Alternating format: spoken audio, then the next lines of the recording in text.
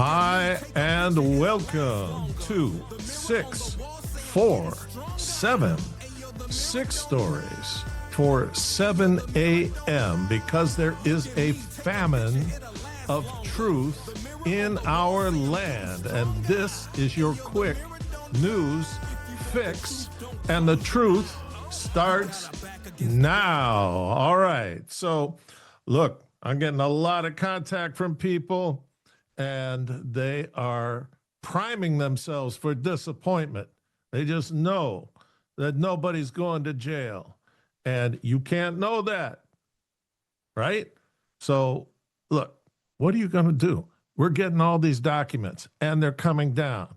And I heard about even more that are coming down today. But people are still saying, I don't trust Pam Bondi. She's not going to give me a pony. And you know what? Pony's no good anyway, so grow up. This is what I heard today from Julie Kelly, all right? Fantastic, amazing reporter. She was all over the J6 trials, blew that whole thing up, turned it into a fiasco for the Democrats. She's just amazing. And she said today, I don't know when the next drop is, but I have been told that Tulsi has 8 thumb drives full of Obama emails. Now, Comey had those, Ray had those. Nobody wanted to look at them because they were going to incriminate Hillary. So Tulsi has had them with her team, and that's what's coming next. So it's not a pony, but 8 thumb drives is better because that schmuck Peter Strzok was involved in them, and it's going to be good. Maybe even a little Lisa Monaco, right? We have to make like game cards. This is a once-in-a-lifetime event. It's a once-in-the-history-of-the-country event, okay? And we're fortunate enough to be born and present here on Tazewell Tuesday. I bet you all forgot about Tazewell Tuesday, didn't you? You did. I told you 2 Fridays ago when we memorialized Tazewell Tuesday because of our 2 friends from Tazewell County who stole an RV, took a bunch of crack, took all their clothes off, climbed on top of one another in the driver's seat, and were fornicating while they drove the stolen RV down the highway with the cops chasing them. These are people who are overcoming their anxiety, okay? And therefore, they're a good example for us.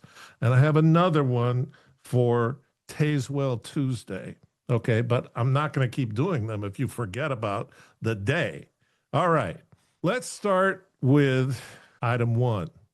General Mike Flynn offering the Department of Justice a step-by-step strategy to take down the deep state. Will they listen to him? All right. Step 1, revoke all passports from Obama, Biden, and cascading down the org chart. Everybody who's a person of interest, everybody who was an offshoot of this December 9th meeting where they all got together and said, let's just flip the script on this whole Russian thing and make up a gigantic lie and destroy the first 2 years of the president the people of this country selected. All right? That's his first step. Second one is raid the houses of the Biden cabinets and their deputies for personal files that are actually the property of the U.S. government. And I think you should search all the lingerie drawers simply because that was a precedent, apparently, when they went to Mar-a-Lago. So why not? What you're going to be seeing is all the precedents that the Democrats set are now going to be the way that we do things because they set the precedent. It's wonderful, what we call poetic justice. All right, step 3 of the Flynn plan, okay? There is a choir of singing whistleblowers that is increasing every day. You have to have a way to process them and protect them and make sure that the Dems and the deep state don't get to them because they've got amazing information, and each day there will be more of them. All right, step 4, structure the October 9th meeting as a conspiracy and pursue everyone under RICO laws to increase the scale of government and military and media people involved. And he said, all the receipts are there, so there is no excuse for this taking years, the way the swamp always does things, and then we're all involved in other stuff, and it can't happen that way. It has to happen very quickly. And then the other thing that he's saying, step 5, is that Obama was a commander in chief. Therefore, you're justified to have a military tribunal since he was the head of the military. And that's way more efficient and extremely appropriate. Let's do it. All right. Item 2, Superman may need H&R Block. You know, we talked about the Superman movie and go woke, go broke. You know what? I'm not going to go see it, but I've read enough from different people that I think there was more substance to it than that, but it's not going to make it. I think that the Superman movie's accounting has been exposed to kryptonite. Week 1, new Superman movie brings in 125 mil. It cost 700 mil. Week 2, it brings in 57.3 million. Okay? That's only about 55% of the first week. That's not what we call buzz. Okay, so the total from the US is 236 mil, and then you add in all the foreign ticket sales, and you get to 406 mil, and the cost of the thing was 700 mil. Now here's your problem. Next weekend, Marvel's The Fantastic Four First Steps debuts to much anticipation. So Superman may be living on Jimmy Olsen's couch with Cub reporter's salary to split. And what are you going to pick? Vanessa Kirby or Lois Lane? I don't think it's looking good for Superman. All right. Item 3, CMS. What is that? It's the Center for Medicare and Medicaid Services. And CMS has found that 2.8 million Americans have been enrolled in duplicate healthcare programs, which results in 14 billion worth of waste, fraud, and abuse, which in California they call fire aid. So federal regs require periodic data examination for dual enrollment checking, right? But Biden cut that off during COVID and never resumed the practice. So over the last 10 years, there have been 1.1 trillion in improper Medicaid payments made. 1.1 trillion. Okay, can you think of a reason why any politician would not want to supervise a pool of found money that's over $1 trillion? Me either. All right, take 4. Let's do an age check. Who remembers the 1980 hit Turning Japanese by the Vapors? I'm not going to wait for a response. Folks in their 50s and 60s, you can't possibly understand how much geezers in their 70s hated that genre of music, and especially Turning Japanese I really think so. Okay, so there's no cogent thread from this intro to the coming story, which is Japan has gone MAGA. That's way more fascinating than NASA's gone funky. But let's stick with the program here. Japan had an election on Sunday, last Sunday, and the San Sito Party, right wing populist party that enthusiastically associates itself with MAGA and Trump, scooped up 14 seats in the House of Councilors and took away the majority from the forever dominant liberal Democratic Party of Japanese boomer geezers. The Sanseito Party is headed by a supermarket manager and school teacher named Sohei Kamaya. So Trump's cabinet and administration is full of young, smart men and women, most without gray, white, or golden hair. Okay? Our young and poorly represented friends in Japan took a look at that and said, wax off, baby. They don't speed shift like that in Japan. So the geezers are in trouble.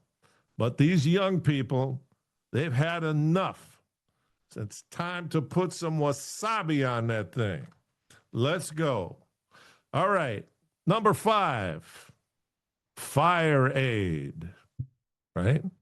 All these things remind me of other things, right? Yet nobody's old enough to remember the things that are banging around in my head when I say something like fire aid. Some of you were saying, Mo is probably going to talk about farm aid, right? I'm thinking about Stroh's beer ads. I'm not going to take you back there. Fire aid. Think farm aid, rock concerts to benefit farmers with lots of Hollywood virtue signaling and no farmers getting any aid. So fire aid is to benefit the victims of the Newsom Bass Inferno of January 7th. So battling fires with PC nonsense and Green New Deal incompetence left 5,000 acres burned in 2 weeks, 28 people dead, and 15,467 structures burned to the ground. Great job, libs. So enter fire aid, which raised $100 million in 2 separate stage locations in Los Angeles, all to help the people who lost everything. 120 NGOs, we don't call them that anymore, they're now called organizations, split the first 50 million of the 100 million. And then investigations started last week to see, well, let's see where the money went. So out of 50 mil, they can only find 350,000 that went to 2 NGOs, and the rest of it hasn't shown up. The Annenberg Foundation, they're always around these kinds of pots of money, is managing the money and not responding. So fire aid, one more Hollywood scam mess. All right, take 6. Find the innocent person. So I'm so confident that we're going to be having trials for quite a while that I think we should start to build up our ability to look at things and then spot who are the innocent parties and who are the guilty parties. So we're going to warm up our famine victims who are getting accustomed to more and more truth to help them to spot the innocent from the villains, and I'm talking about you.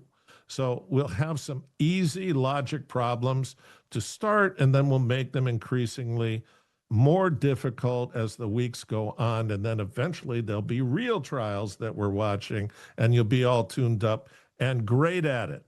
All right. By the time we get to Barack and Jim Too Tall Comey and Mr. Softy and all of their friends, it's going to be like Sesame Street on crack. It's going to be so many people all not able to say, I didn't do it. All right. So here goes. Wayne Barnes, owner of Sons of Ink Tattoo and Piercing Parlor in the Bronx, was giving his attractive teen employee a ride home after work. No problem so far, right? Somewhere in transit, an argument ensued, which may or may not have had to do with the fact that the weekend was coming up and Wayne had been shagging his assistant. So Wayne, in a fit of exasperation, shoved his concubine onto the shoulder of the Grand Central Parkway at rush hour. Now, feeling that he should explain himself more clearly, Wayne let her back in the car and then produced an expandable metal baton and began beating her while driving to pick up his wife. I never said this was going to be easy. Wayne picked up his wife, Jasmine, who requested the baton and began beating Wayne's mistress as Wayne drove to their home in Westchester to see their children and the nanny. Wayne dragged his lover into the house, and Jasmine came through and threw her down a flight of steps. Wayne took the girl's phone, and the nanny came downstairs and asked Jasmine to watch the kids, at which time the nanny began punching the mistress in the face. The wife came back and finished her routine with the baton.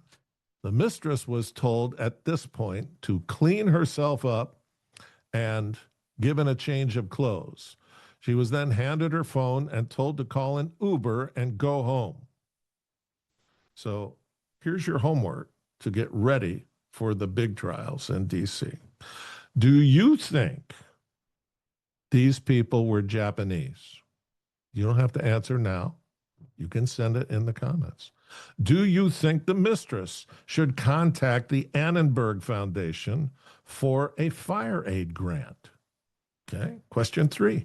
Do you think AOC, being a former Westchester neighbor, might be able to access some of the $1 trillion in Medicaid fraud to help this young lady of 19 years old who may not have a job and definitely has some injuries?